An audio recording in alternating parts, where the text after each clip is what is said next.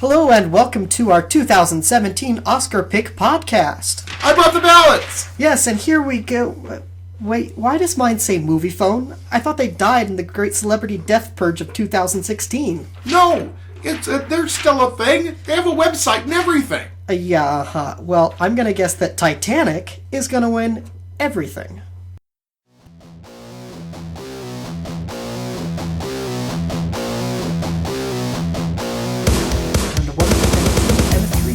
And greetings, fellow rewriters. It's time for the One More Rewrite podcast. And this special edition is the 2017 Oscar Pick podcast. I'm Jester. That is Lunchbox. When in doubt, pick La La Land. Yes, that is correct. This is the 89th Academy Awards, where if you have any qualms whatsoever, just look for those 3 capital L's on your ballot, which you should have handy. And just go La La Land, La La Land, La La. It doesn't even require thinking this time around. Okay. La La La La La. Yeah. Well, in all seriousness, though, there will be times I'm sure we'll disagree, maybe, when it comes to the lesser awards that people probably don't pay as much attention to, but that we still kind of care about. But it's pretty much looking like a La La Land sweep. But we'll get to that. So the ones that are going to win the Oscar pool for you are the shorts. And we'll let you know who to pick for. Yes. So, let's just dive right in, shall we? Alright, so we're going to kick things off with the Best Short Film, Live Action. Nominees are Enemy Within, La Femme et la TGV, Silent Nights, Sing, and Time Code. This year I am picking, like it's up every year, this year I'm actually going to go with a movie called Enemy Within. And that's because, just looking at the synopsis, it talks about how it's sort of this short, well, it's short, of course it's short, but it sounds like a drama, and it's basically taking place, there's guys getting interrogated, and he's pulled to give up info on possible terrorists, and really when it comes to short films, I'm of the mindset that it either needs to be something that starts and ends that you know is going to be sweet and you're going to kind of enjoy it, or it needs to be like, it doesn't necessarily need to be action-packed. I do love action ones, but it needs to have like that kind of tension with good payoff. I'm never one for, and it ends, or whatever, or like what I call the cop-out kind of ending, like, oh, it seems happy, and then the guy came in that you didn't expect and he blew everybody away, or there was a nuclear holocaust at the end, or some stupid twist that makes it edgy. And they all got run over by a truck. Yeah.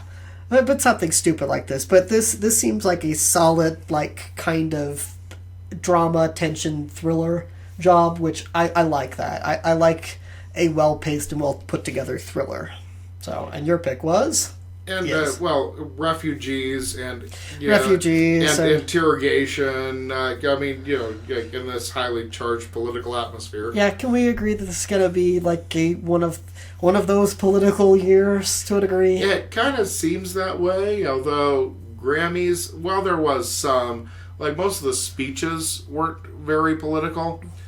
So perhaps, although I think that probably the producers want to have a couple of those moments. Yeah, it's. I mean, you could just say it's like, oh, it's the most political Academy Awards ever, but it's whatever. It happens. Come on, you had the one where Michael Moore got up and bashed Bush, so I mean, how political can you get? Yeah, no, it's hyperbole to say it. It's like it's always political. It's always going to be. Brando set up a fake Indian. Yeah, I was gonna say he sent up somebody to pretend to be Native American and to give a speech, and it's always political. It's always political. A little bit of that in every episode, I think. Yeah, but I picked Silent Nights.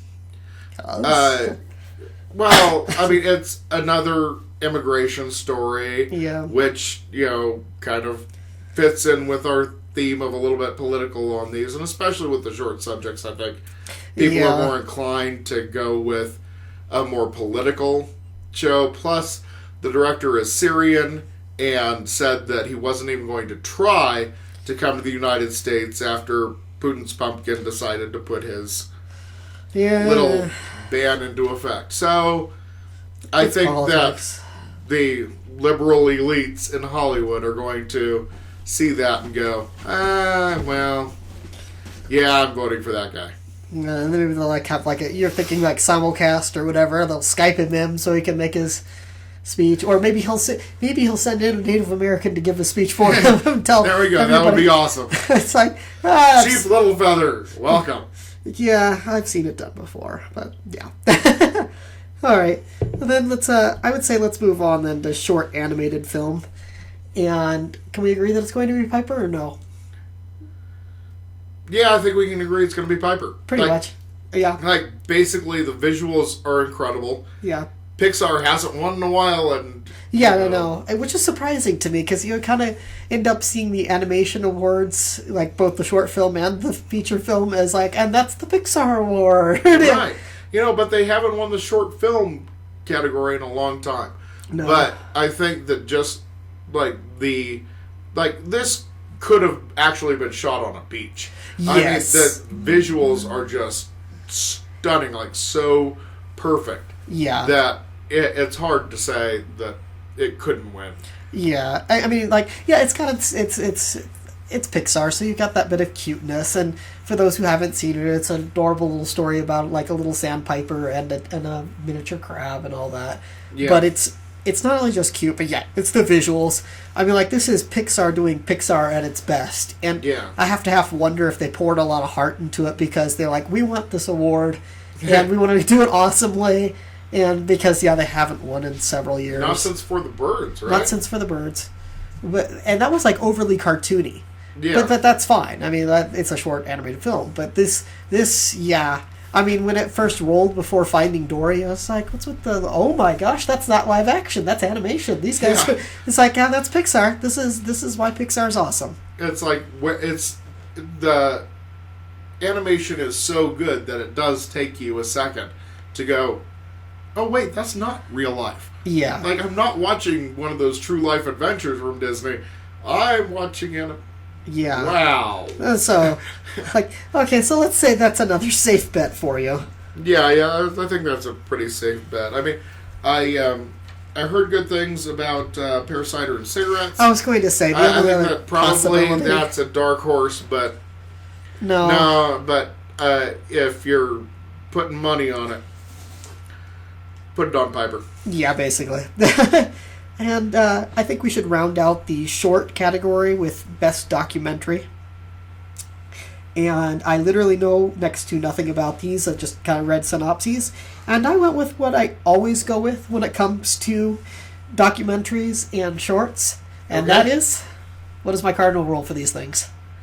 You pick the one with the colon in the middle. The colon in the middle, that's right. Well, I am going with Watini, My Homeland. Colon, My Homeland, I should say. Okay. Because, colon, and I don't know why, but I find that works in almost all situations. If you want to have your film taken more seriously, or an essay more seriously, I know this is silly, it works. Like, we were having a contest between like a group of us for my company that had shut down, Hastings, of what would make for a good documentary title, and there's a guy actually making a short documentary film about the rise and fall of Hastings, and my suggestion was buy, sell, trade, bankruptcy, the Hastings story, and that one got the most upvotes. And I'm dead certain it's because he put that little colon in the middle. Anyway, that's my exposition. What's yours? Well, I was going with Joe's Violin. Oh, really? Well, I mean, it's Holocaust, it's charity. I mean, it's basically an advertisement for the Mr. Holland's Opus Foundation. Yeah. But it's, a Holocaust survivor donates his violin to charity that this prodigy picks up, and it's heartwarming, feel good. I just don't see how you lose with that. I was actually almost thinking that wouldn't win because of those reasons, because it felt like this is gonna sound horrible, but oh well, I'm a horrible person. I remember when it, like, in the, I want to say mid to late 90s, when it felt like Holocaust movie type stuff was in vogue. Well, you had like Jacob's Ladder. You had It's a Beautiful Life. Jacob the Liar. Jacob the Liar. It felt like everybody was trying to do the perfect Holocaust movie, Holocaust short. And Jacob the Liar failed miserably. But yeah, I don't know.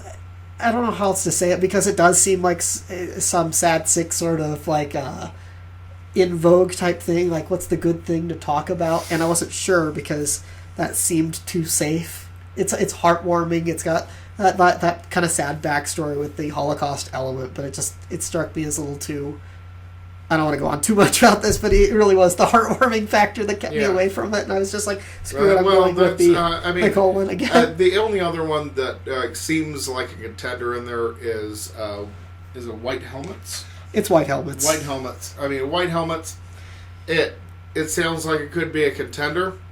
I've seen a few people pick it. It's maybe. I mean, it kind of deals with current events issues. So perhaps it might go to White Helmets. I'm still going Joe's Violin, I think. Okay. Well, we shall see.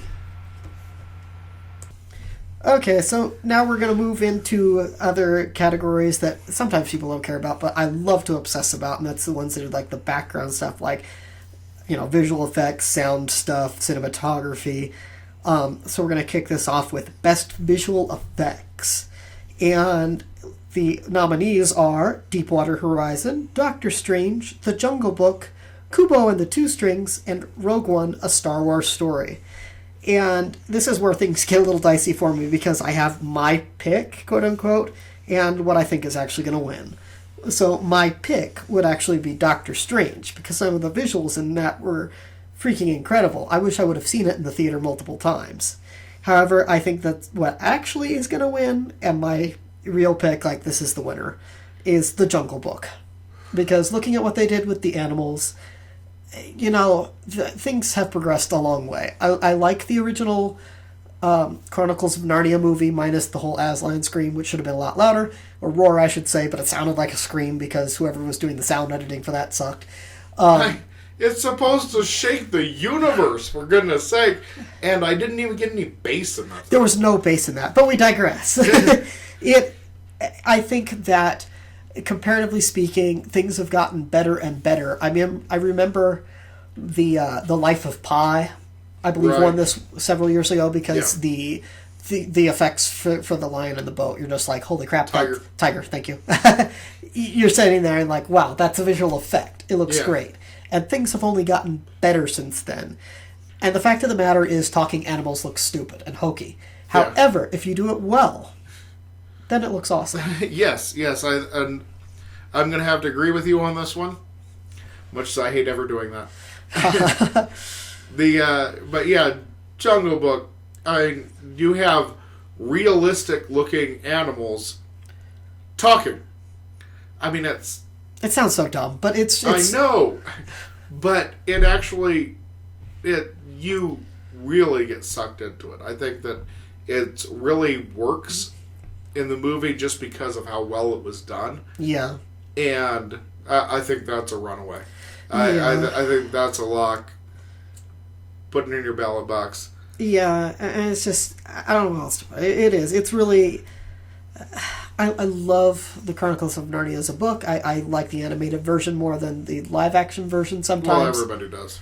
But seeing it seriously, because like you look and you think talking animals, that can look goofy, but it's I mean, if you haven't seen this version of the Jungle Book, it's incredible. Yeah, and I think that I'll have to agree that Doctor Strange, probably the dark horse here. Yeah.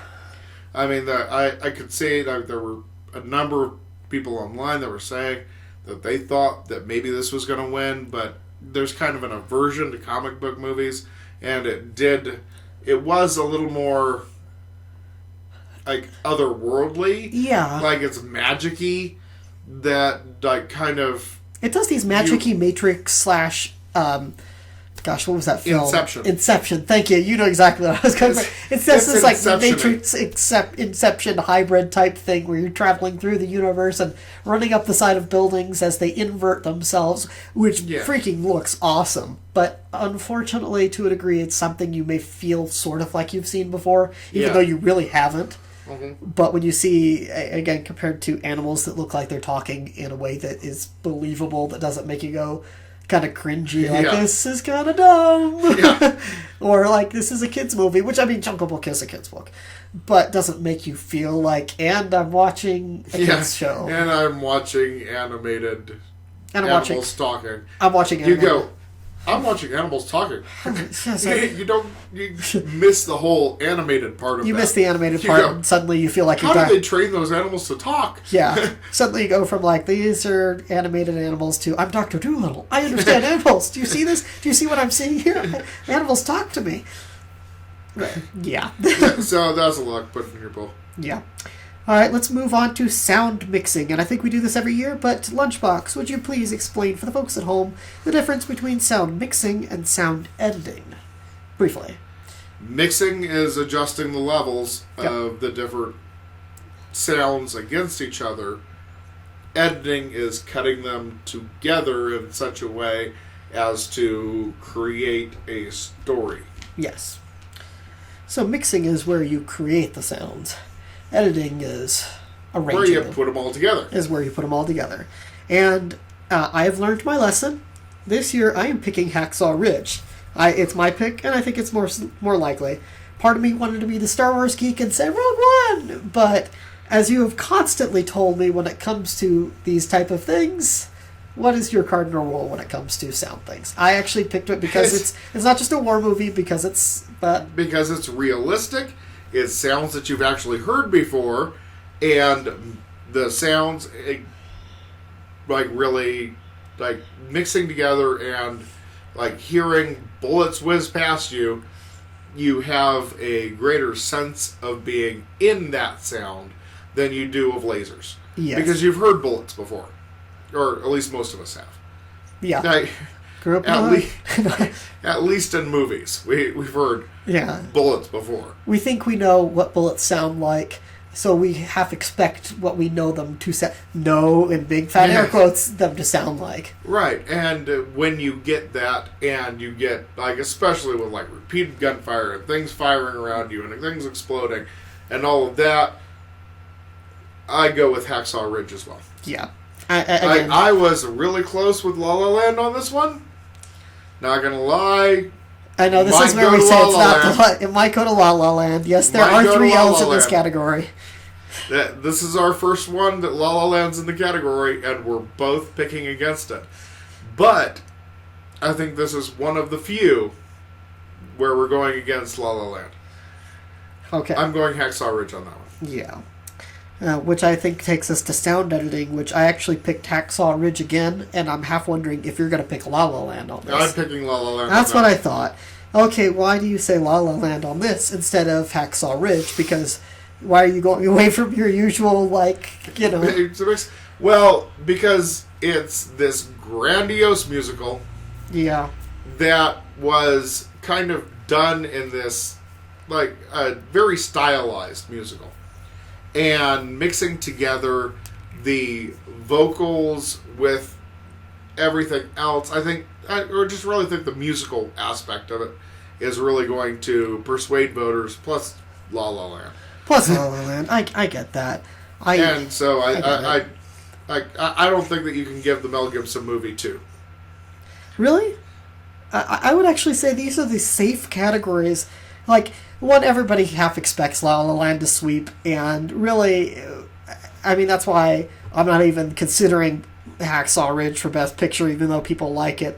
I think this is the year that Hollywood sort of, shows that they're kind of forgiving Mel Gibson for going on his racist tirade. Which is why they're giving Which is why he's getting the nods. There's no way he's going to win. There's no way that it's going to win the big awards. I think that a lot of people who watch the Academy Awards, and I think a lot of people within the Academy themselves, even though sound editing and mixing is a stupidly underappreciated art. Yes, incredibly. It really is. You should go fill your time with documentaries on the subject, so it'll make you have all sorts of... Heck, just go back and watch Reluctant Dragon again. Freaking gay, yeah. I mean, like, just, yeah. Seriously, like... learn the art of Foley, for goodness sakes. Yeah. I've actually recently watched a short film on the subject of sound editing, and I was just like, this needs to be put up for an Academy Award, so not only will people see it, but also so that the Academy will see it and say, oh yeah, we should probably just... Oh, we should take this more seriously. Anyway, back to sound editing. I'm picking Hacksaw Ridge for the tried and true staple, one, that you usually go by, and two, because I think it is... That I do usually go by, but I wanted to be right in at least one of these. So, I picked La La Land. I picked it because it's like the two safest ones that they can give Hacksaw Ridge, because not only can they say, look, okay, Mel, you're forgiven. Look, we even give you a couple of the small little awards so some of your crew can get some stuff. You can say, hey, my film is an Academy Award-winning film. See, you haven't forgotten me. And that's kind of where I'm at on it. It's the Forgiveness Awards for him. The Forgiveness Awards, all right. Give you that. What do you got?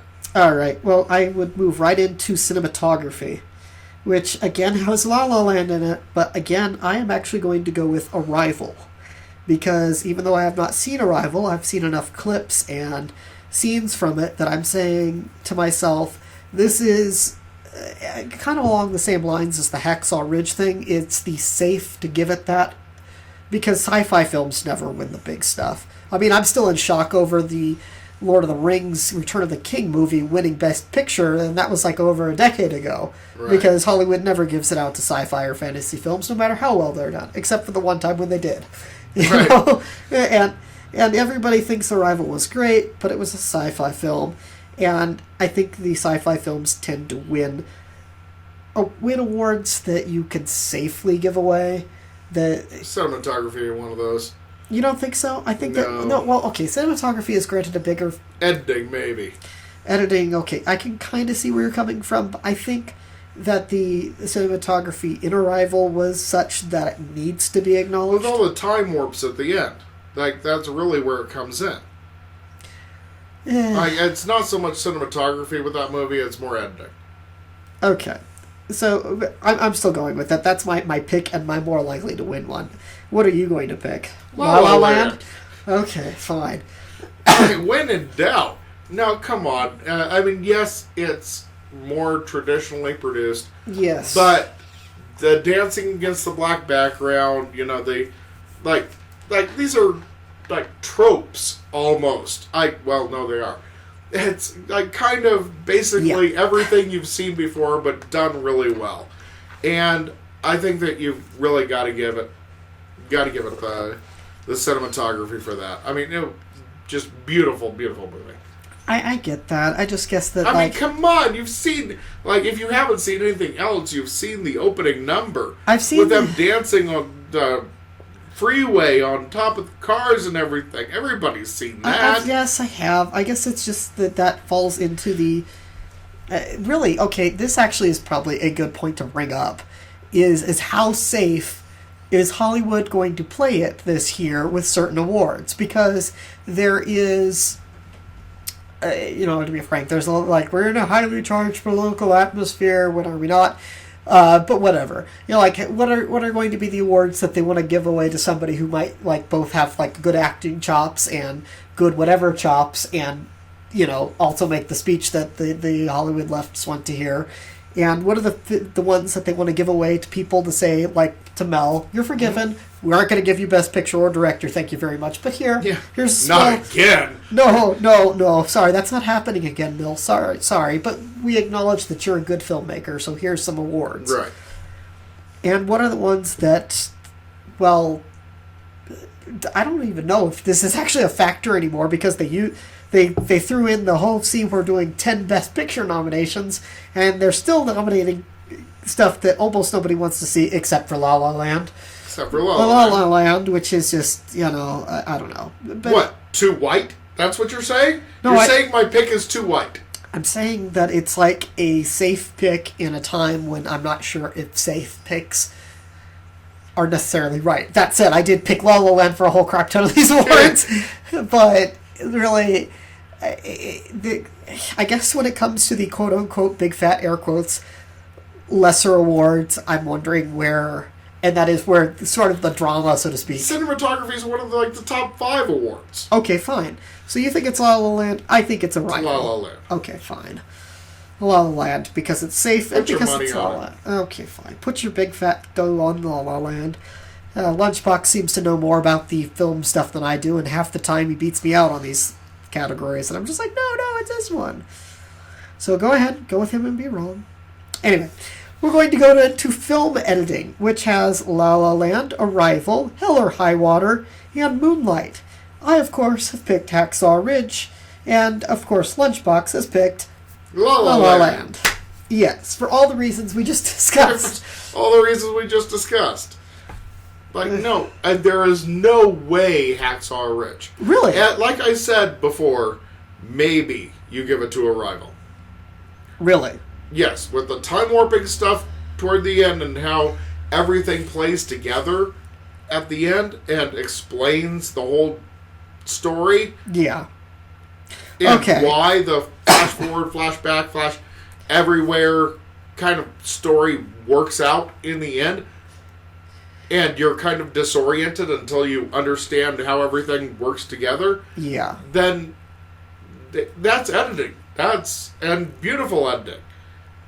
And really, it's the editing that makes that movie. Okay. It's the reason that whole movie works is the editing. But, come on, La La Land. Okay, fine, La La Land. Shut up and take it. It's La La Land. Whatever. Okay, well, I guess if you're ready for best production design, I am... Production design, go ahead. Okay, you've got Arrival, Fantastic Beasts and Where to Find Them, La La Land, and Passengers. And I am going to go totally outfield and not pick La La Land, even though I almost did, because I'm going to go with Hail Caesar, because it's the Coen brothers, and they surprised you a couple years ago with winning it for that hotel movie, which I'm totally blanking on, which you said, no, it won't go to that. And it's like, yeah, but if anything, they know how to do production. They know how They do. And granted, Hail Caesar, it's a beautiful movie. It is. I mean, and I love Coen. I love both of them. Yeah. Though I can't remember their names right now. Okay. Joel and Ethan. Yeah, I was going to Joel say. and Ethan Coen. It's like, you'll get there. I love them. But, man, La La Land. Really? You just think it's like total La La sweep? I'm thinking, no, I didn't say La La sweep. I already said one that I didn't think La La was going to win. Yeah, that was Hacksaw Ridge because it's safe. But, okay, so, yeah, you think La La Land, make the case, because Hail Caesar, to me, it's just one of those ones that's just... I don't know. Like, I don't know how else to stress it. If you watch the Coen Brothers film, you know precisely what I'm talking about when it comes to production design, because it's like their movies always have that certain feel that you can look at it and say, oh, that's a Coen Brothers movie. You can pop in, like, Hudsucker Proxy, and you're like, oh, yeah, I'm watching a Coen Brothers film, aren't I? You're right. And I don't know. I think a few years ago you had made the case, like, yeah, no, they always do that, and whatever, and then it went to them. Right. And you may be right on that. You may be right on that. I don't think you are, but you might obviously. be. I mean, we're all just spitballing here. Obviously. But, no, I just think that everybody's just going to go, yeah, La La Land. I love La La Land. And it was cut together. I mean, it was just... It was pretty. It was pretty. You saw that. If you've seen nothing else, you saw that freeway dance scene. Yeah, freeway dance scene. I don't know. I feel production of that. The freeway dance scene to me sounds like what everybody was saying the other year with like Boyhood. It took 12 years to make. That's our selling point. Is like it took 12 years. It's like freeway dance scene. 12 years to make. Right. Yeah, it probably took them 12 years. Right. Well, hours and hours of work to get all that choreographed. I'm sure. I mean, just like Hail Caesar, like for the goofy dance number with I was going to say Magic Mike because I blanked on his name, but oh well. Chin Hard Thunk, whatever his name is. He's a guy who I have like almost no freaking respect for because his name sounds so stupid. Forget it. It's obviously not worth remembering because we both can't remember it. I'm blanking, and I love Magic Mike. Magic Mike's a good movie. Magic Mike 2 was pretty good too, actually. Okay, so now we've digressed to talking about Magic Mike. Production design goes... Not Matthew McConaughey. No, it is not That's Matthew the other McConaughey. one. How can you even confuse those two? Their body types aren't even the same.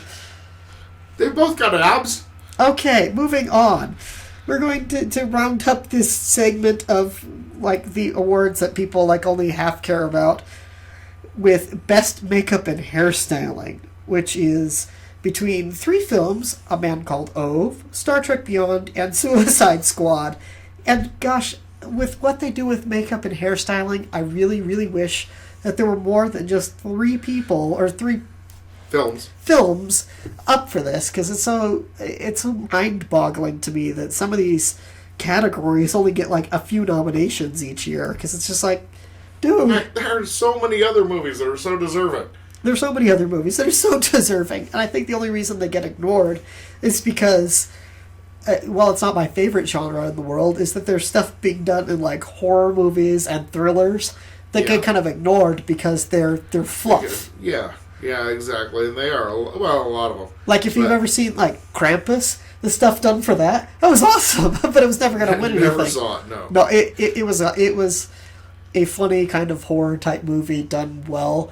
And there were like effects, both visual, makeup, and all that done really well. But you see it, and you're like, this sucks because you know it's never gonna win anything or be appreciated because like, oh, that's hand waved dismissively Krampus. Right. Anyway, your nominees are A Man Called Ove, Star Trek Beyond, and Suicide Squad.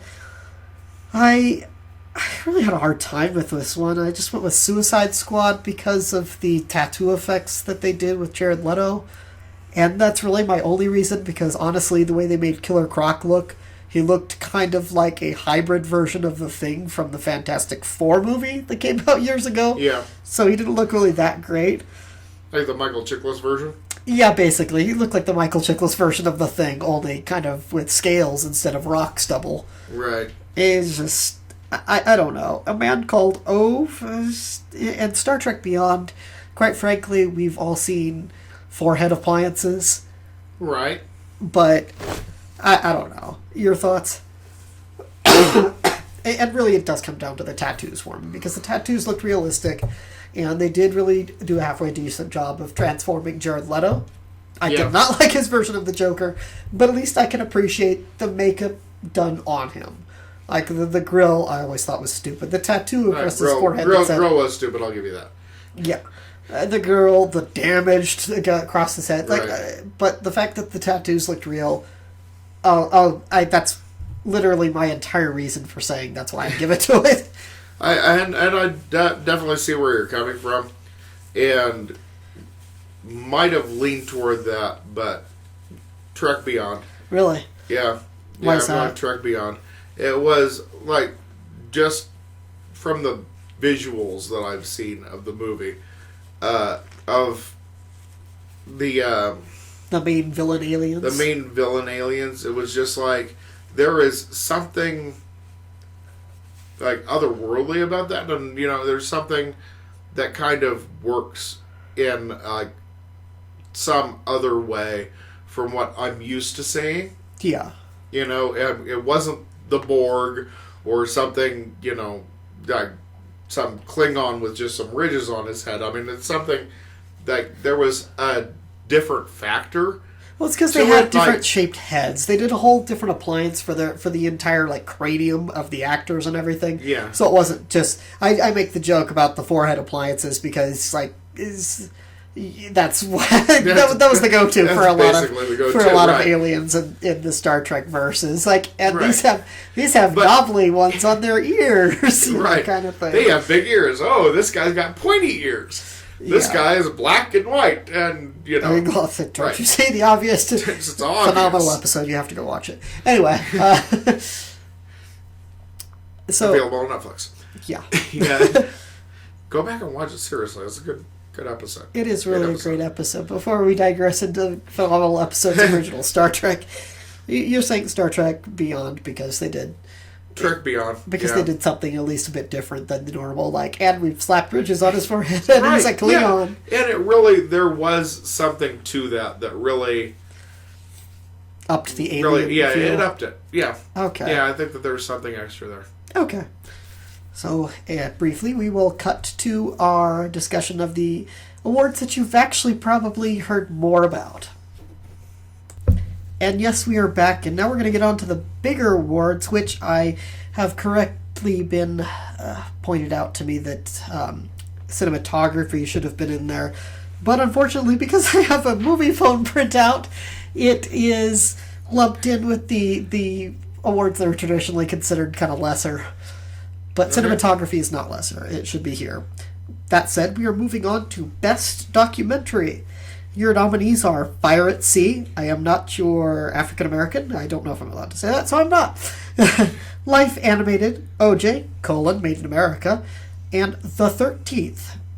I actually went for the one with the title of I Am Not Your You-Know-What, because it's supposed to be one of these hard-hitting, powerful documentaries, and I also followed a certain rule that I've come to, I knew about back in the day, so to speak, of working at movie theaters, but have come to realize even more, which is it's not just about how good your film is, but how much advertising, so to speak, you do within the Hollywood community.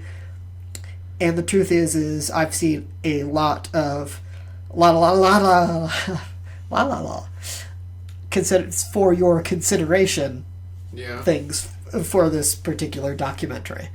Like, not just like recently. I mean, like, there's been a lot of buzz about it even before the Academy Award nominees were put forth, but really it reminds me of the time when I used to pick up like this insider trade magazine from Barnes and Noble. It was called like Cinefex magazine or something. Love that magazine. That always used to be filled with the for your consideration kind of advertisements that were directly meant for Academy Award members.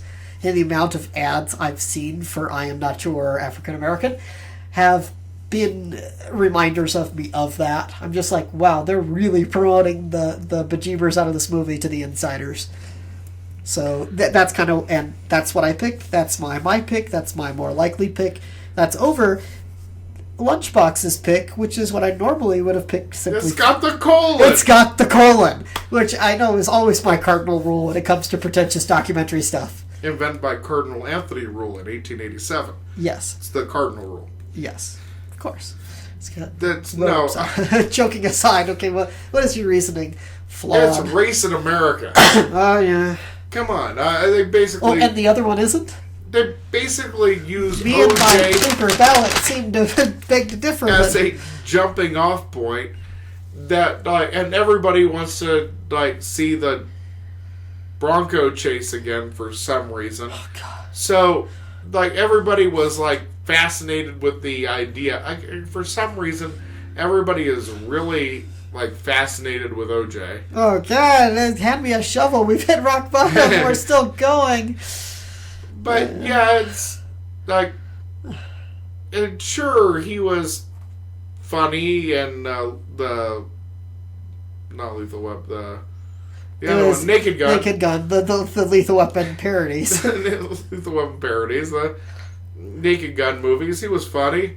Yeah. And I enjoyed the commercial where he was running through the airport, and I didn't really know him before that because I was too young, and he was in the 70s. He was a football player. Yeah. But I knew him from Back to the Beach because there was the kid that Frankie and Annette had, and he thought that it was OJ, but then OJ makes fun of his own commercial and trips over the luggage while he's running. Right. It's like, oh no, that can't be him because he tripped. And that's where I know him from. Kind of the only reason I know Luke the Refrigerator Perry is because of an old G.I. Joe magazine where he's busting out of a wall because they made him an action figure for some reason. Right, for some reason. With a mace that was shaped like a football. It was awesome. But we digress. So I still want one of those. Yes, if any of you have one of those, please send it in. Send it to P.O. Box. Yeah. I'm sure you can probably find it on eBay, actually, for a small fortune and your lower left kidney. But my firstborn child. And the kidney. And the kidney. And the kidney. And we're going to gotta throw in the kidney. Gotta throw in the kidney. Anyway, so yes, best So documentary. OJ, I mean, basically, I haven't found anyone that is betting against OJ. So if it's in your pool, That sounds horrible, but okay, yes. What was I saying? Where's my shovel? Get back to the... We're back past the bottom again. beating a dead horse. Okay. Is it dead there? We're going past the horse now. Is there any other animals we can beat to death? There's got to be more. So yeah, everybody says OJ. I'm going with the consensus opinion. OJ wins. Yeah, It still sounds wrong, doesn't it? Yeah. Moving on to Best Original Score. Your nominees are Jackie from Makachu, La La Land by Justin Horowitz. Oh, these are the people who actually made the songs. Lion by Dustin O'Halloran and somebody's name who I won't butcher. Moonlight by Nicholas Britell, and Passengers by Thomas Newen. I picked Passengers because it's sweeping, epic kind of sound, and maybe it's safe. But of course, Lunchbox is going to go with the triple L and say La La Land, because it's always La La Land. That's your safe bet. I thought actually the Passengers would be a safe bet. No, I just can't see it. You can't see it? No, can't see it. Okay. It's dark in here. I think I hear a phone buzzing.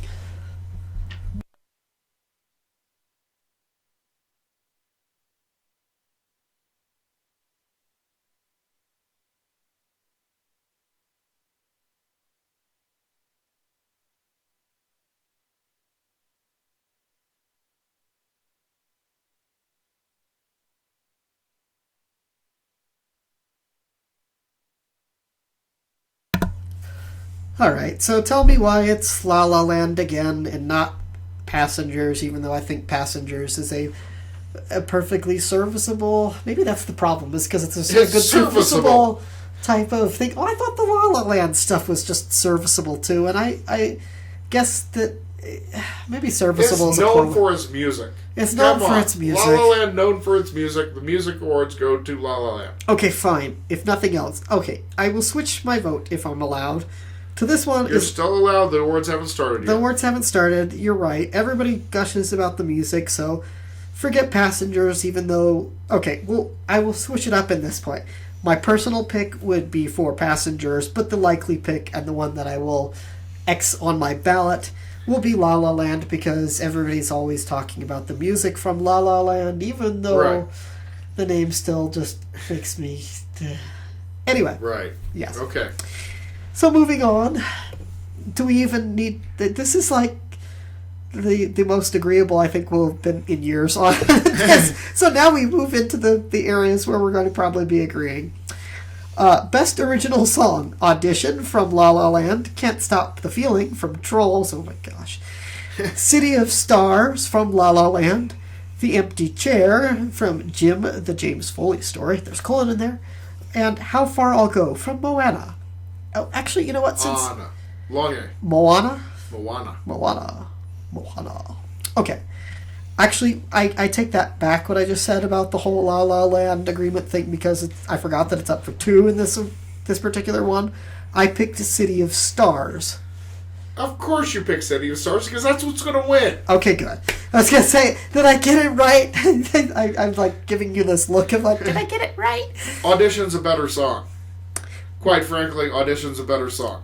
But City of Stars is the one that got played everywhere. Thank you very much. So everybody knows City of Stars. It ended up being the big song. It's this year's My Heart Will Go On, by people. the way, you pronounce it wrong. It's Can't Stop the Feeling! Exclamation point! Oh, really? Well, my printer didn't work then. There's an exclamation point at the end. It's Can't Stop the Feeling! Exclamation point. Oh, I don't see one on my list, so it doesn't exist. And yes, Lin-Manuel did the song from Moana, so I kind of want him to win so that he gets the EGOT. Yeah. But he's going to miss it this time, unfortunately. No. It's going to City of Stars. It's going to City of Stars. Yes, because it's this year's My Heart Will Go On.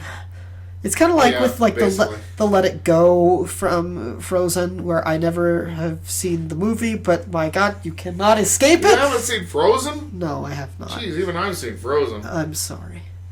Anyway, costume design. Wait, hold on 1 second. There's the How Far Will I Go? The Lin-Manuel is basically Let It Go.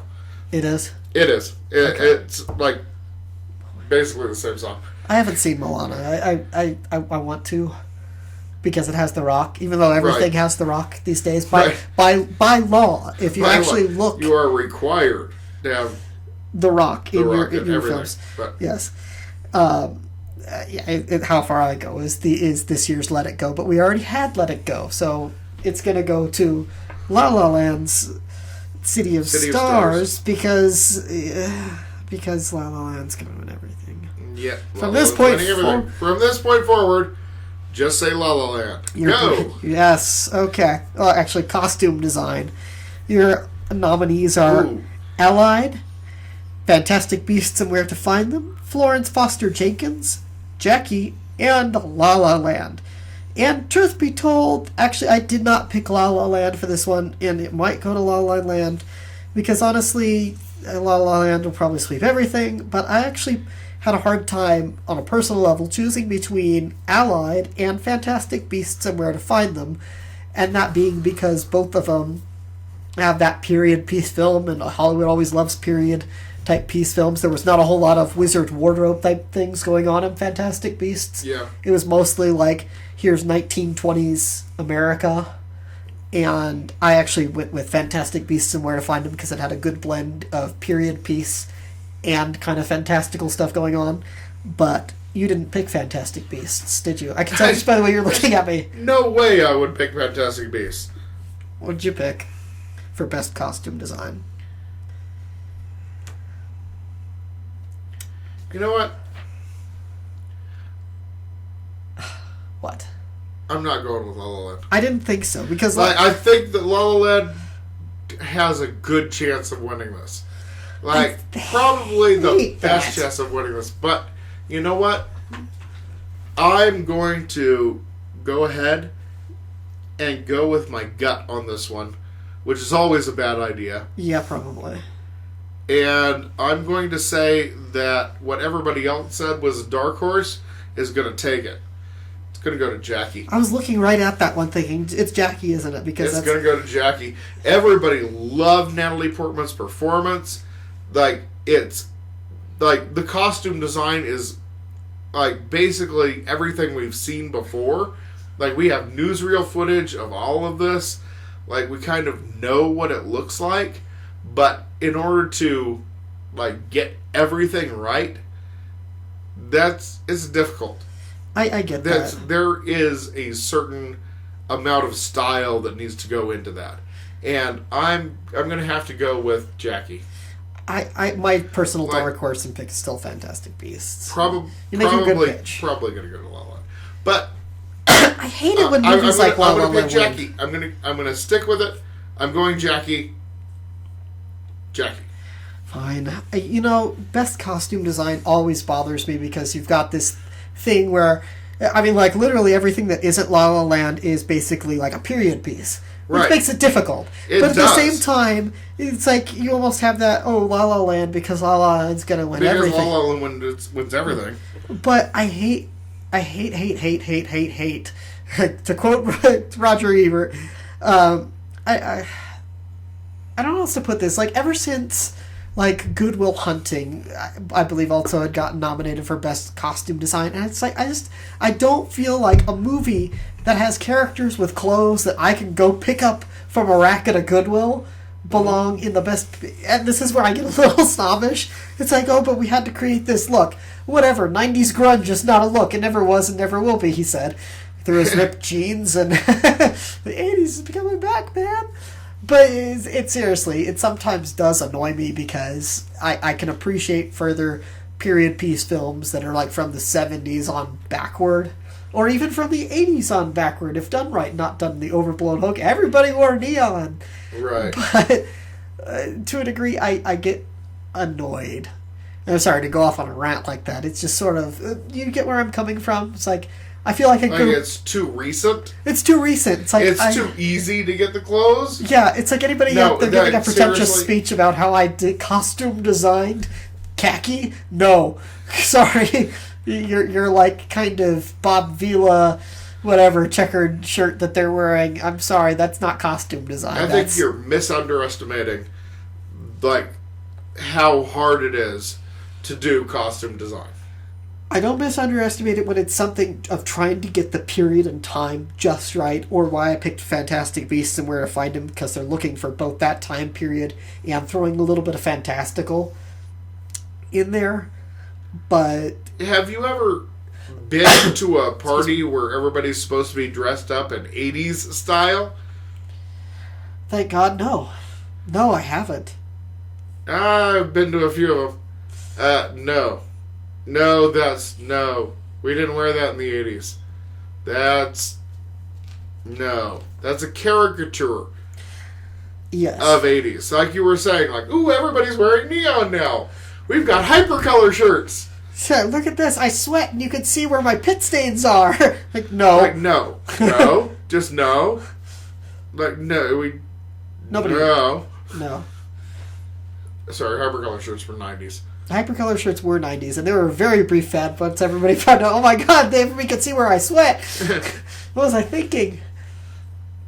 But, yeah, I get where you're coming from, because in the wrong hands, trying to You can't do it right unless you know what you're doing. Yeah. It takes some amount of effort in order to get it right, and to get it right for that character, too. Like, there is a certain specificness about what sort of outfit you're getting for somebody that has to be period right and has to be something that character would wear. Yes, again, it's more difficult than you make it sound. I appreciate the art, which is why I get annoyed when something like La La Land gets in there, because of everything you were saying about Jackie and the thought and everything that went into that, and why I've come to like change my feelings on costume design in general, which we're getting really hung up on this, and it's my fault entirely. Because like I used to just go for if there was like a sci-fi or fantasy movie in here, because I just love it when they can like world build that stuff. Yes, but I love world building too. But I can now more deeply appreciate when they get the look of like the 1800s correct without being kind of goofy. I love Back to the Future 3, I really do. But there's certain like kind certain things that there's certain kind of cowboy costuming there that goes on that's a little more cosplay than it is cowboy. Right. That being said, Back to the Future 3 is still awesome. But you get what I'm coming at. It's funny, campy. You're not looking at that saying this is a hard driven western, whereas you look at something like Unforgiven or was my favorite movie of all time, or my favorite western of all time would be Good, Bad, and the Ugly, where the costuming is all that. It's not supposed to look like, hey, we're clean cut, like we just pulled this off the rack. And just central perfect. casting. It's perfect. It's perfect. Right. But I don't know. And made in Italy. And how did you get the costuming perfect? In Italy. You're in Italy. Not that that's anything, against Italians, but it's just it's awesome. You make me believe that I am in 1800s Old West and not like somewhere in Italy. Yeah, and there's such an art to it. Yes. Okay, so I far underappreciated.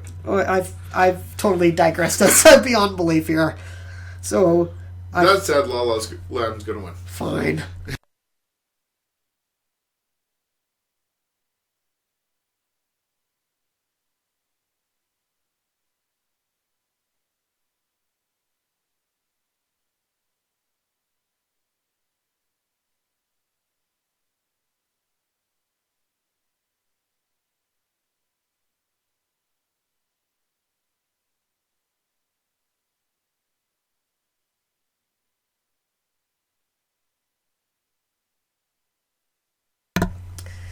Okay, so I guess that would move us to Best Adapted Screenplay.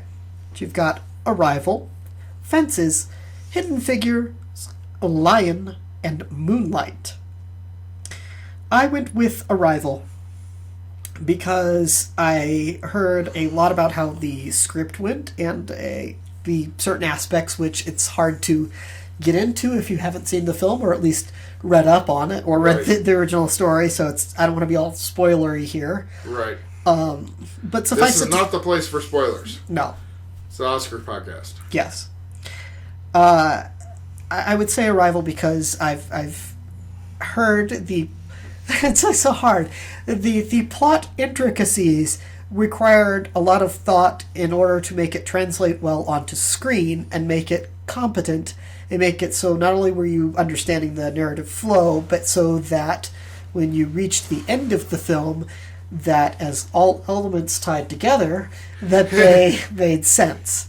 And that's as astute as I can sound without like totally I say, here's the plot. You know, it's like read the screenplay. It's right here. You know, type. But yes, that's what I was saying before about like the time shifting that happens during the third act. Like it really, and then it all coming together. Definitely, I can see where you're coming from. You're totally wrong, of course, on who's going to win. Okay, but I think Arrival definitely. Is Arrival your dark horse at least? The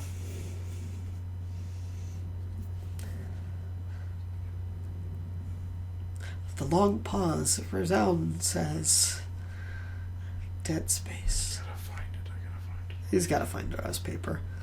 I don't know. Maybe this will end up on the editing room floor. Probably. Where is it? Which one am I looking for again? Best adapted screenplay, which maybe sometimes they put it as best screenplay adapted in brackets. Adapted screenplay. Oh, yeah, of course. Is that how it is on yours? Best screenplay adapted? Adapted screenplay. Okay. It was just down toward the bottom. Because I notice sometimes between ballots they have that weirdness where it's like, we put this version in parentheses. Mm-hmm. Adapted screenplay. Okay, so... So yeah, I would say best adapted screenplay is Arrival, and is it even your dark horse? I could see a dark horse on that. I could see, like, maybe with the time-shifting elements, where you're, like, going back and forth in that third act. I could see where that might be an option. Certainly Fences and Hidden Figures.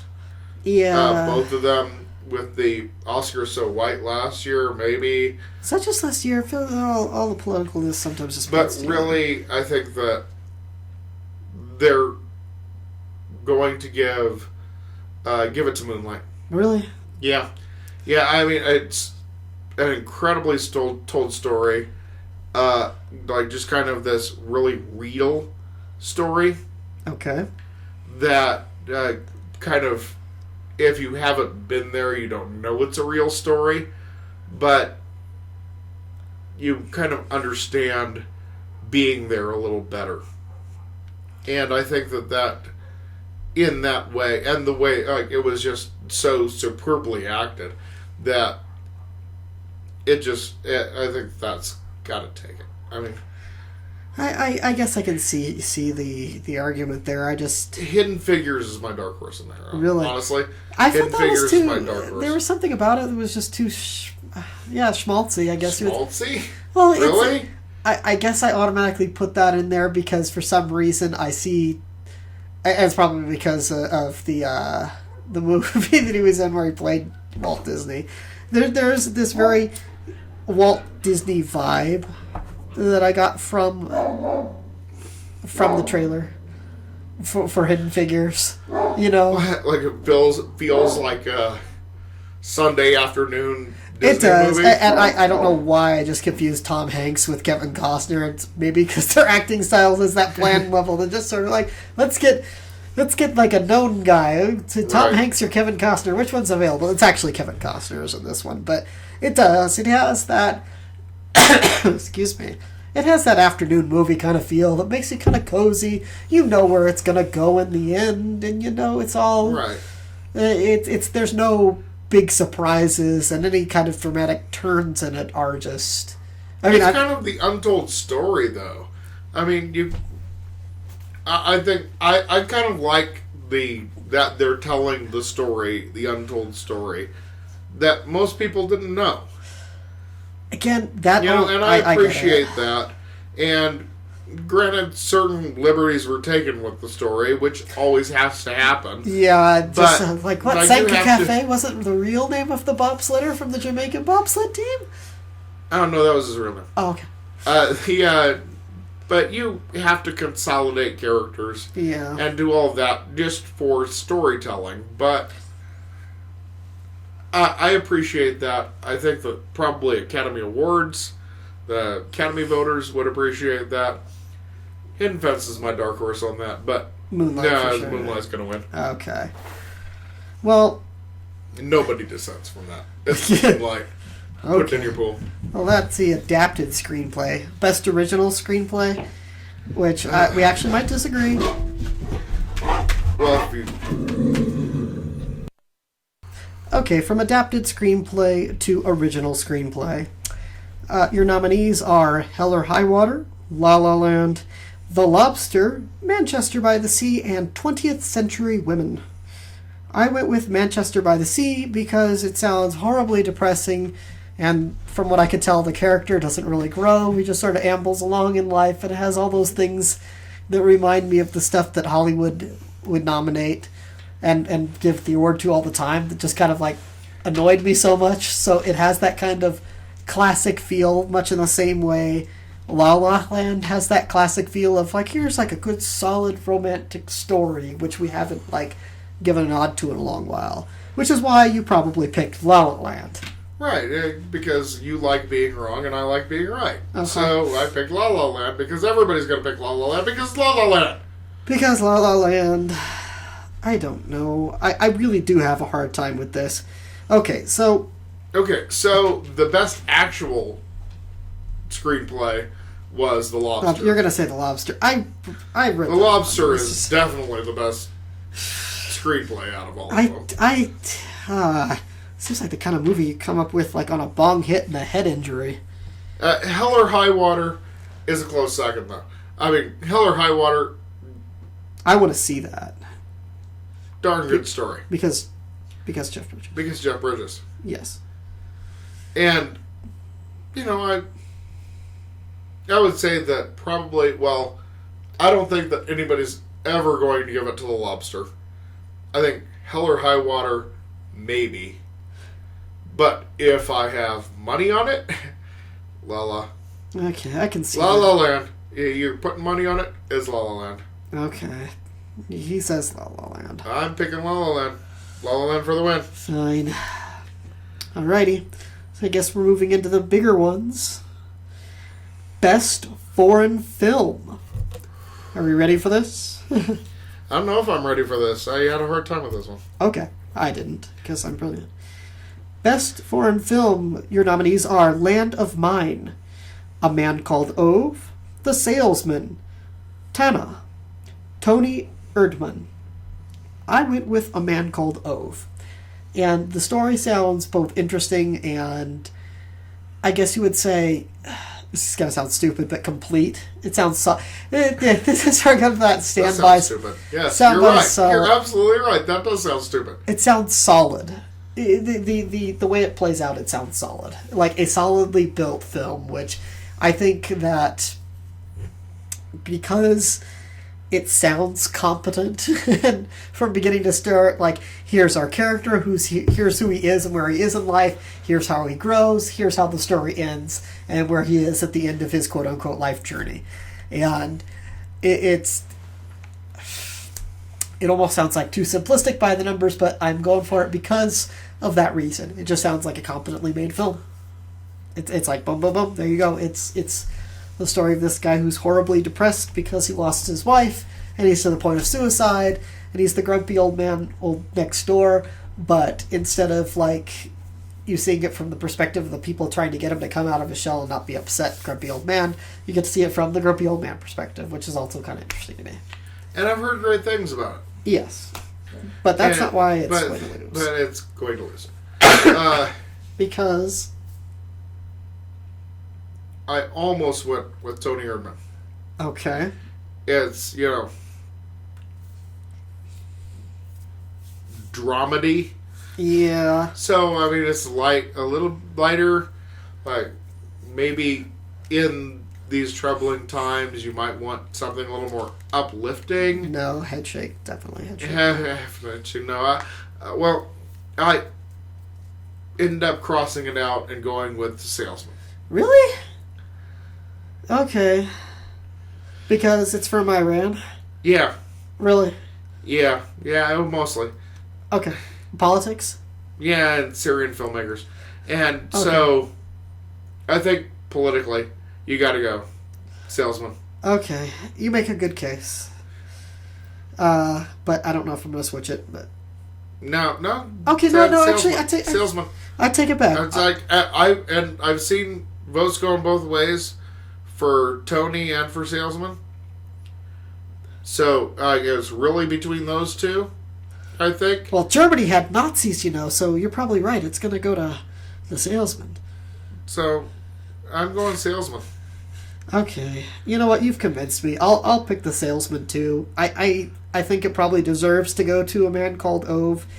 Which I have heard great things about. I'm not saying nothing. No, I get that, but really, in all seriousness, I'm saying like we're trying to pick what the Academy is going to pick. That's the problem. Is I'm sitting here thinking there is too much me here thinking, and that should be in the quote unquote. Here's my pick, what I think would and should win, and then pick what I. You got to take the emotion out of it. Well, there's no emotion really connected to this at all, other than like. I'd like to see a solidly made film, or what I hear purportedly is a solidly made film. In all fairness and full disclosure, I have not seen any of the best foreign language films. I have merely read up on them. Right.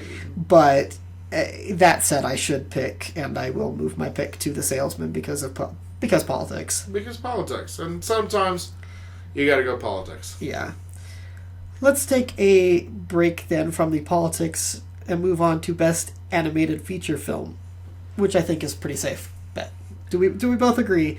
Let's look at the rundown here. We've got Kubo and the Two Strings, Moana, My Life is a Zucchini, which I just love that name, The Red Turtle, and Zootopia. My personal, what I wish would win would be Kubo and the Two Strings because it looks really awesome, and I haven't seen a film that has, or I should say, animated film that has had a style like that before that gives me kind of like, wow, this is done kind of differently. I like that. I really want to see it. But it's going to go to Zootopia. I'm giving it to Zootopia because it world builds, because it looks well made, and because it's Disney and it's Disney and it's Disney. Well, yeah, okay, so I see where you're coming on Kubo. Like, Kubo is one of the few films, and first film in a long time, that got nominated for Best Effects and Best Animated. Which I think is awesome. Which is awesome. I mean, it's like the latest Leica, might be the last Leica picture, and like the stop motion effects is just gorgeous. Yeah. Absolutely gorgeous. But Zootopia, I mean, come on. Zootopia, I love Zootopia. I've watched it a few times. I don't watch many movies over and over again. I've watched Zootopia a few times. And it just came out last year. I love Zootopia. It is just too much fun. And obviously the whole political thing with it is and kind of hot button a bit, and incite the Academy voters a bit, but it's fun. Yeah, and I really enjoyed it. It's and I really liked it, and fun, charming, and I couldn't find anybody that voted against it. So yeah, I was gonna say nobody would make like the super strike. No, it's gonna go to Kubo. Like, everybody said, I wish it would go to Kubo, but Zootopia's going to win. Yeah, which sucks, because it's almost like I wish that it would go this way, but I'm going to do this. I don't know. Of course, we're not in direct contact with the Academy voters like we used to be. Yeah. I know, it's been years. Yeah, really. So, Speaking of big ones, yeah, here we get into the big ones where people like announce these first. We go with them last to build up the excitement. There's the Best Supporting Actress, Actor, Best Actress, Best Actor, Best Director, Best Picture. We're going to kick it off with Best Supporting Actress. Got Viola Davis for Fences, Naomi Harris for Moonlight, Nicole Kidman for Lion, Octavia Spencer for Hidden Figures, Michelle Williams for Manchester by the Sea. It's Manchester. I think it's Manchester. Manchester by the Sea. I had a hard time choosing between Naomi Harris and Viola Davis, but I would honestly say I would pick Viola Davis over both. Over both herself and others. I actually would pick Viola Davis because I don't know how else to say it. She looks like she pulled off the role. That sounds stupid. She looks believable in the role, and right. The way her delivery of certain lines that I think in the hands of a lesser actress would sound stupid and cheesy. Yeah, makes a line that could sound dumb have actual impact and sound more realistic. I think one that I, in particular, I'm drawing from is one that was in the trailer where Denzel Washington's character complains about, like, I've been standing in the same spot for 50 years or whatever. He's complaining about his life, and she points out to him, it's like, I've been right here with you. And I think that that's, like, in her hands, that kind of scene comes across as a not cool, rebuke. It comes, like, as a genuine rebuke and not, like, I'm saying a line, which I think, like I said, in the hands of a lesser actress would come across as, like, it would come across as Hallmark TV movie right. moment, and not as, like, wow, that's... a really genuine emotional moment. A genuine emotion. You know what I mean when I say, like, that would be a Hallmark moment versus, like that's an Academy Award. It could very well be, like, very cheesy. I mean, in a lot of that, like, and it's so hard to hit that emotional center of a character. But Viola Davis really continues to hit it. She should have won for Doubt. Yes. Should have won for Doubt.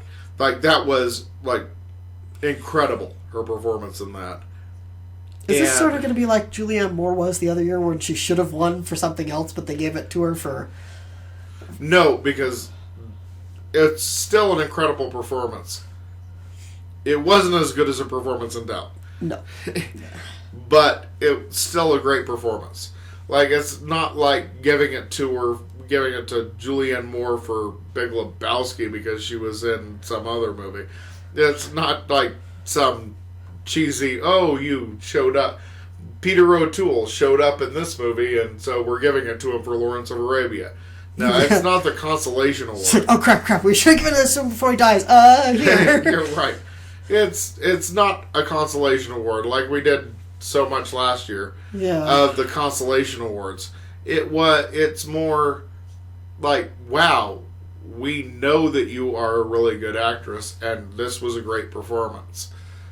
We should have given it to you last time. Right? So we're not going to pass up another opportunity. Okay, so you agree. I think Viola Davis definitely wins this one. In a landslide, put your money on it. Yeah. So, then let's move on to the male counterparts and Best Supporting Actor. You've got Mr. Ali from Moonlight, because I will not do him a disservice of totally butchering his name. You've got Jeff Bridges. I managed to butcher Jeff Bridges. Butcher Jeff Bridges' name. Yeah, that'll stay in the final edit. Jeff Bridges, Hell or High Water. Lucas Hedges, Manchester by the Sea. Dev Patel, Lion. Michael Shannon, Nocturnal Animals. And I'm going to give it to Mr. Ali, even though I like Jeff Bridges a whole heck of a lot. Yeah. And I would love to see Jeff Bridges win this because I love Jeff Bridges in general. I think he's a phenomenal actor in everything he appears in. But I think it's going to go to Mr. Ali for Moonlight. And I likewise love Jeff Bridges. And everything I've heard about Hell or High Water is it's a phenomenal script that we discussed before.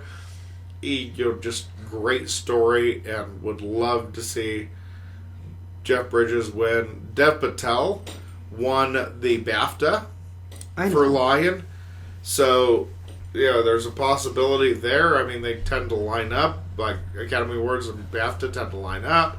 And Michael Shannon has become very political, which politics, and they might want to give it to him just so he gives a speech. And I love Michael Shannon. I mean, he's a great actor. But you're right, Ali's going to win. Yeah. Ali wins.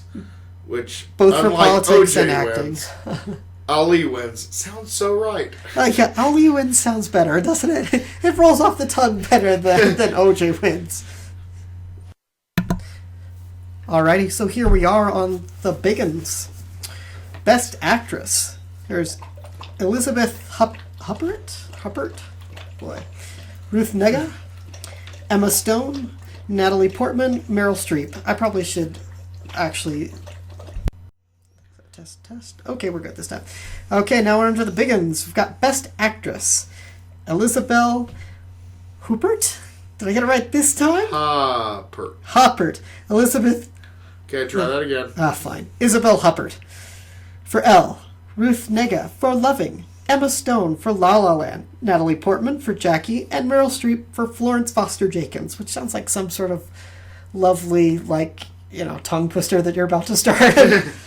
But that said, it's going to go to... It's like the beginning of a limerick. It does. It's going to go to Emma Stone for La La Land. Because La La Land. And even though we already discussed how Natalie Portman was great in Jackie, and even though we know that Meryl Streep is a solid actress... Definitely. And she flip-flops between the Best Actress and Best Supporting Actress category year after year. Sometimes she wins, sometimes she doesn't. Many times she doesn't. She's been nominated so many times she could possibly win for all of them. It's like John Williams. Can't expect to win all of them. That's true. And I think, politics aside, she's already won an award and given her big political speech. And she is also a solid, known actress. It's like... Right. I think we've talked about this before, how we so often don't have big names we recognize anymore. Or at least the general public isn't like, wow, that's a big one. That's not just I'm going to go see that movie because that person's in it. Yeah, and she's one of these people, and she's solid, but no. This year, Emma Stone, La La Land, because La La Land. Because La La Land. Yeah. It is really. And it's just those big eyes that really sells the character. Like, something about, the soul behind the eyes and the way she translates it to the screen. Yeah. I like her, wanting to break through. There's something about There's that. an advantage to having hobbit eyes yes. for this particular role. They're just... It helps sell it. Does. Sell it in a way that the screenplay I don't think really did. Even though I think it's probably going to win for screenplay. I think that probably the screenplay is going to win because Emma Stone was so good in it. So, Emma Stone nails it. Okay, yep. Wins it all, yep. And Best Actor, I almost feel like not bothering reading off any of these. But we're going to do it anyway, because that's what we do. We've got Casey Affleck for Manchester by the Sea, Andrew Garfield for Hacksaw Ridge, Ryan Gosling, fake name, for La La Land, Viggo Mortensen for Captain Fantastic, boy that sounds fun to say, and Denzel Washington, also one of those names who I feel is kind of like, that's an actor, I'm going to go see it because he's in there, for Fences. And once again, it goes to La La Land, it goes to Ryan Gosling, 1, because of the chemistry, 2, because of politics, and 3, because La La Land. No, the baby duck doesn't get it. You don't think the baby duck gets it? You think it's going to go to Captain Fantastic, Viggo? I love Viggo. I do. But no. No, guess again. My last guess is going to be Denzel. Denzel's the dark horse. Denzel might take it. He might take it. Really? But no, it's going to Ben's little brother. You think it's going to, out of the blue, it's going to be Casey Affleck? Casey Affleck. Really? He's been winning. Everybody loves his performance. He is just sad sack that never changes and plays it like a fiddle. Like, nails it every second of that film. Okay. And everybody says so. And I know, there's been some stuff that's dredged up from many years ago about him, but I don't think that's going to dissuade any of the Academy voters. I think it's going to Casey. Wow. Casey's got it. Okay. I just thought I was going to go, but you make a good case. Yeah. Casey just nails it in that. And I thought, even from his small performance in Good Will Hunting, I'm like, wow, this guy's a good actor. Like, he's way better than Ben. I think that's a difficult job, but yeah, no, and that's why I kind of was thinking yeah, just that it was like gonna... he has those moments in that film even of like where you go, wow, like, and he's small bit part, and you're like, hey, let's watch out for that kid. That kid's coming up, and I think it's great seeing him get his due, and I want him to win, and I think that he will. The only thing standing in my way is maybe Denzel. They might give it to Denzel again, but I just don't think so. Okay. I don't think it's going to happen. He's my dark horse. Maybe. But, no, I think Casey in a walk. Okay. Well, I still would go with Ryan Gosling just because of the chemistry. I think... baby duck? I know, really. Sounds like I was thinking this in my mind the other night, that, like, he sounds like a fake name from, like, a bodice ripper. Like, the woman goes for a guy named Chris Hardchunk, and then, like, after a few months of a tumultuous affair, she goes back to the safe, kind Ryan Gosling, and goes off to live in a cottage somewhere. But in my mind, I feel like he's just going to be kind of pulled along for the ride, not necessarily by any power of his real acting chops, but because the sweet... I think that he can act, I just don't think that this role made him do that. Gotcha. I don't think he needed to. And he's not that good of a dancer, really. Okay. Well, here's the big two. Best Director. Dennis Villeneuve? Oh, God, these names. Dennis for Arrival. Mel Gibson for Hacksaw Ridge. Not going to happen. Damien Chazelle for La La Land. Kenneth Lonergan for Manchester by the Sea. And Barry Jenkins for Moonlight. I picked La La Land because La La Land, it's a musical, it's heartwarming and such. Manchester by the Sea as a dark horse candidate because of what the director was able to do with Casey Affleck, which is why I almost went for Casey Affleck myself in the Best Actor category. But I'm going with La La Land. Going with La La Land on that one? Uh-huh. Really? I'm going safe bet this year. Just like, I think in other years I would be more like, it's got to go to whatever's the most political. But in all honesty, I think that Hollywood types are going to play it safe, and it's going to be I think it's going to be a safe year when it comes to some of these big things. I think it's going to be La La Land. And your big argument for Manchester by the Sea is? Because that's what I'm guessing. Because you just made a really powerful case for Casey. No, La La Land's going to win. Okay, good. It's just, no trepidation here. Okay, so we're just like... No, you're totally right on that. Okay. I just think that Damien Chazelle is going to win. Mostly for the incredible work that he did on La La Land. I mean, it's really well put together film. But I don't think that it's all that. I think that there's a little bit of should have given it to you for Whiplash. There's a little, we missed you on Whiplash, and you made another really great movie. I didn't even think about that. There is always that to consider. When I don't think it's so much regret as sort of like you had a hard choice, and then afterwards maybe there was a little bit of regret. You're like, we should have given it to me. Yeah, that was a really good movie. It was a really good movie, and I've watched Whiplash a few times too. Like, not just because I love drumming, but it's a great movie. And also because J.K. Simmons. Yeah, because J.K. Simmons. Yes. Yes. Well, that's the main reason for watching it is because of J.K. Simmons. Yeah. But, yeah, it's a really well put together movie and well directed. And he almost had it. I feel like he almost had it with Whiplash, and then he made another really great movie. And I think that everybody's going to go, he made another really great movie. We got to give it. We got to give it. This guy's good. He wasn't just like a one-off that he made the one good film. He made another good one. He didn't just make one good film. He made another good film. And so... Alrighty. Well, so that said, Best Picture, I actually had a hard time. Your Best Picture nominees are Everything on the Planet. No, actually, it's Arrival, Fences, Hacksaw Ridge, never gonna happen, Hell or High Water, Hidden Figures, La La Land, Lion, Manchester by the Sea, and Moonlight.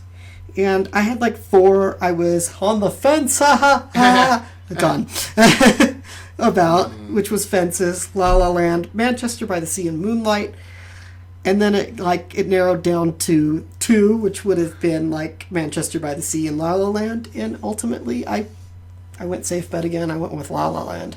And for all the reasons that you just said, because the guy made a good film, and I didn't even think about the fact that Whiplash made a factor, and now that you're saying it, it's like it makes even more sense to me, but because, 1, it's a safe bet, 2, it was, from what everyone has said, a good film. I am not a Ryan Gosling fan, but there you have it. It's the most solidly built, like good fiber type. It's a film. Good stock. Good stock. Yeah. Good pedigree on this one here. Yeah. And really that's what it comes down to. Not that Manchester by the Sea was not competently made, not well put together, and all those things that make a fantastic film, but... Or any of the films on the list, really. I mean, and any of the films, Hacksaw Ridge, though, is not going to get it, even though it was fantastically made, because it was made by Mel Gibson, and this is the year the Academy decides to forgive Mel.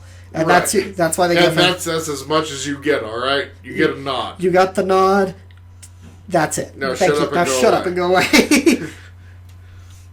But yeah, I mean, there are a couple in there that Arrival, that I might not have considered for Best Picture. But, I mean, obviously, La La Land. Yeah. It's just too easy to give it to La La Land. Yeah. At this point. I mean, maybe Dark Horse Moonlight. There may be a groundswell for Moonlight. I can't see it. You know what really annoyed me, though, is I was reading one of the Oscar predictions things, and they said that the Academy Awards hadn't given a Best Picture award to a comedy since Annie Hall. That's not true. 44 years ago. And I said... What would you call, like, Chicago? They gave Chicago, like, it was a musical. Chicago is a musical. Yeah, I wouldn't say it's a comedy necessarily. I would say it's a dark comedy. Dark comedy, yeah. But certainly. okay, but people think of it automatically as a musical. But anyway, but Shakespeare in Love. Shakespeare in Love was definitely a comedy. But yeah, that is definitely a comedy. Okay, so obviously this reviewer person didn't know what they were talking about. Yeah, obviously. But it kind of annoyed me that they had no idea what they were talking about. Yes. Just like we don't. Just like we don't. So, if you're going into your Oscar pool, when in doubt, La La Land. La La Land. La La Land.